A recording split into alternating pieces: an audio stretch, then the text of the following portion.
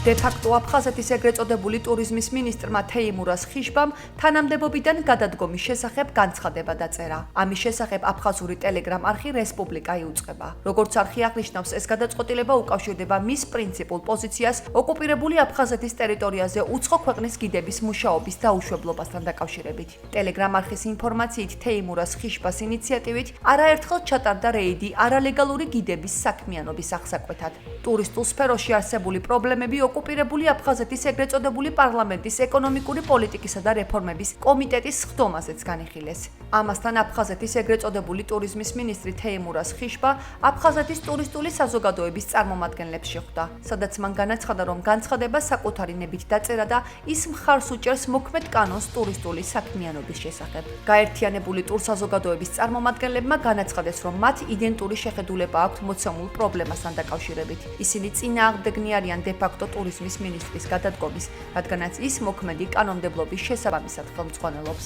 გიდებისა და ტურიზმის თემას ქართველი ექსპერტები გამოეხმაურნენ. მათი თქმით, გაუგებარია, რატომ გადაწყვიტა ეგრეთ წოდებულმა მინისტრმა გადადგომა სწორედ ახლა, მით უფრო თუ კი ამ მიმართულებით ახალი არაფერია. რუსეთს და ეგრეთ წოდებულ აფხაზეთს აქვთ ხელშეკრულება, რომლის მიხედვითაც მათი კანონმდებლობის ჰარმონიზაცია უნდა მოხდეს და ერთ-ერთი თემა, რომელიც ამ ჰარმონიზაციას გულისხმობს, არის სწორედ ტურიზმის სფეროს კანონმდებლობის, ასე ვთქვათ, დარეგულირება, რომ ორივე მხარეს ერთნაირი კანონმდებლობა კონდეს. ეს კანონმდებლობა თითქოს და ერთნაირია, მაგრამ განსხვავება რა არის, რომ აფხაზეთის მოქალაქეების დიდ ნაწილს რუსეთის მოქალაქეობაც გააჩნია და შესაბამისად, როგორც რუსეთის მოქალაქეს გარკვეულ პირობებში შეუძლიათ რუსეთშიც იმუშაონ და რუსეთის მოქალაქეებს აფხაზეთის ეგრეთ წოდებული მოქალაქეობა არ აქვს და შესაბამისად ესეთ შესაძლებლობას თეორიულად მოკლებულები არიან, ხო? და ეს უთანასწორობის რაღაც გასწორებაზე წავიდა საუბრები, რაც ამ ხალხმა დაინახა, ასე ვთქვათ, ამ ტუროპერატორებმა.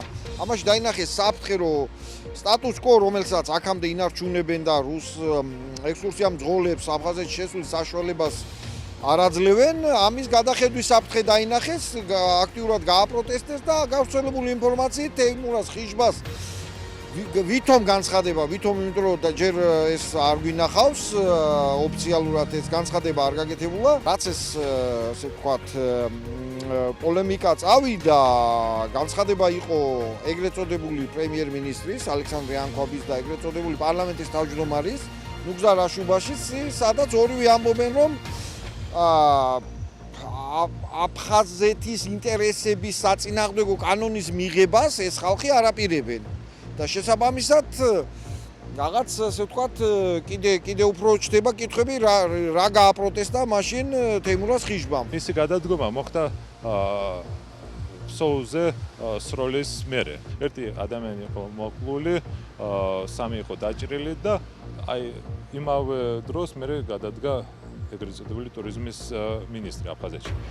არის ეს ორი ფაქტი ერთმანეთში დაკავშირებული თუ არა, მე ვერ გეტყვით, მაგრამ რეალურად ერთი მეორეს მოყვა.